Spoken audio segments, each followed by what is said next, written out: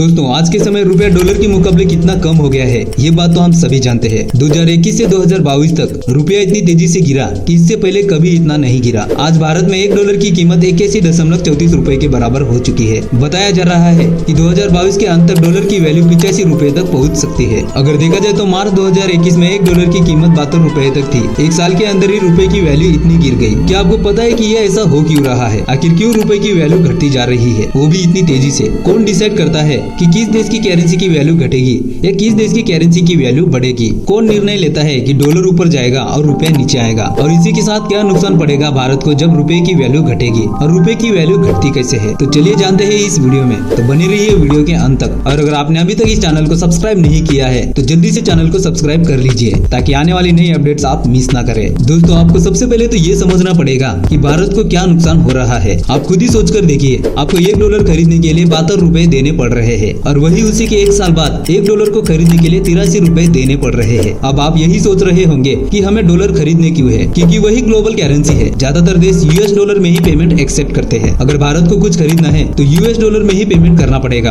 अब रुपए गिरने से क्या होगा, तो चलिए इसे एक एग्जाम्पल से समझते हैं। मान लीजिए किसी देश से भारत ने कोई प्रोडक्ट खरीद लिया है, उसकी कीमत 1 लाख डॉलर तय की गई है। तो मार्च 2021 में भारत को 72 लाख रुपए पे करने पड़े थे। अगर आज के समय की बात करें तो 83 लाख रुपए पे करने पड़ेंगे। उस प्रोडक्ट की कीमत तो सेम है लेकिन भारत के लिए उसकी कीमत बहुत ज्यादा है। दोस्तों हमने एग्जांपल के लिए 1 लाख डॉलर की बात की है, लेकिन असल में यह डील लाखों करोड़ों में होती है। तो चलिए अब समझते हैं कि रुपए की वैल्यू कब और क्यों घटती है। दरअसल इंडियन करेंसी की वैल्यू क्या होगी ये मार्केट डिसाइड करती है। इसमें भारत सरकार या आरबीआई का कोई हाथ नहीं होता। ये सब डिमांड और सप्लाई पर निर्भर होता है। इस डिमांड और सप्लाई के चलते जब करेंसी की वैल्यू बढ़ती है तो उसे एप्रिसिएशन कहते हैं, और डिमांड और सप्लाई के चलते जब करेंसी की वैल्यू घटती है तो उसे डेप्रिसिएशन कहते हैं। अब हमारे देश भारत के पास जितना ज्यादा डॉलर होगा उतना ही हमारी करेंसी रुपया मजबूत होगा। और कुछ देशों में क्या होता है कि वहाँ की करेंसी की वैल्यू डॉलर के मुकाबले कितनी होगी ये वहाँ की सरकार डिसाइड करती है। तो यहाँ करेंसी का डिवैल्यूएशन कहलाता है। लेकिन यहाँ भारत अपनी करेंसी को डिवैल्यू नहीं कर रहा बल्कि यहाँ डेप्रिसिएट हो रहा है, जिस वजह से भारत में रुपए की वैल्यू घटने से इसके पॉजिटिव और नेगेटिव दोनों इम्पैक्ट देश पर पड़ते हैं। अब सवाल यह आता है कि डॉलर ही ग्लोबल करेंसी क्यों है? किसी और देश की करेंसी भी तो ग्लोबल करेंसी हो सकती थी। आखिर क्यों डॉलर से ही किसी भी देश की करेंसी की तुलना की जाती है? तो चलिए जानते हैं कि डॉलर ही ग्लोबल करेंसी क्यों है। बात है दूसरे विश्व युद्ध की, जिसके दौरान हुआ ब्रिटेन गुड्स एग्रीमेंट, जिसमें किसी भी देश की करेंसी को ग्लोबल न्यूट्रल करेंसी चुनने का प्रस्ताव रखा गया था। दूसरे विश्व युद्ध के बाद सभी देशों के हालात बहुत खराब हो चुके थे, पर अमेरिका एक ऐसा देश था जिसे कुछ ज्यादा नुकसान नहीं हुआ था। यहाँ के व्यापार खत्म नहीं हुए थे, इंडस्ट्रीज बर्बाद नहीं हुए थे। अमेरिका युद्ध में शामिल जरूर हुआ था लेकिन अमेरिका में कोई युद्ध नहीं हुआ था, और अमेरिका ने उस समय सभी देशों को हाथाई सप्लाई करके बहुत मुनाफा कमाया था, जिस वजह से इसकी इकोनॉमी अंत तक बाकी सबसे बेहतर रही थी और यूएस डॉलर एक स्टेबल और स्ट्रॉन्ग करेंसी के रूप में उभरा। अमेरिका आर्थिक तौर पर मजबूत था, इसलिए डॉलर को ही रिजर्व करेंसी के रूप में चुना गया और इसे ही इंटरनेशनल ट्रेड के लिए इस्तेमाल किया जाएगा। डॉलर रिजर्व करेंसी है इसलिए इसे मापदंड के लिए उपयोग किया जाता है। अब दुनिया भर में क्या हो रहा है कि डॉलर की वैल्यू बढ़ रही है, जैसे कि हमने पीछे बताया, तो बाकी के देश अपने इंटरेस्ट रेट बढ़ा रहे हैं जिससे उनकी करेंसी की वैल्यू गिरे नहीं। जैसे कि बैंक ऑफ इंग्लैंड ने अपने इंटरेस्ट रेट बढ़ा दिए हैं और ये इंटरेस्ट रेट पिछले 33 सालों में सबसे ज्यादा बढ़े हैं। तो अब देखते हैं कि रुपए की वैल्यू गिरने से सबसे ज्यादा किसको नुकसान होता है। एक तो उन लोगों को जो फॉरेन कंट्रीज में घूमने जाते हैं, उनके रुपए की वैल्यू ही डिसाइड करेगी कि उनका ट्रिप का बजट कितना होगा। अब डॉलर तो उतने ही देने पड़ेंगे। अब हम इंडियंस को सेम डॉलर का खर्च आने के बावजूद ज्यादा रुपए देकर एक्सचेंज करना पड़ेगा डॉलर को। इसका मतलब एक्सचेंज रेट किसी भी देश की करेंसी को प्रभावित करते हैं। और दूसरे उन लोगों को जो अमेरिका से कोई भी चीज परचेज करते हैं, उन्हें डॉलर्स में पे करने पड़ेंगे। आई होप कि आपको इस वीडियो में समझ में आ गया होगा कि रुपए की वैल्यू कैसे और क्यों घटती है और इस डॉलर की वैल्यू बढ़ने से देश पर क्या असर पड़ता है। इस वीडियो में बस इतना ही, और अगर आपने अभी तक इस चैनल को सब्सक्राइब नहीं किया है तो जल्दी से चैनल को सब्सक्राइब कर लीजिए ताकि आने वाली नई अपडेट्स आप मिस ना करें।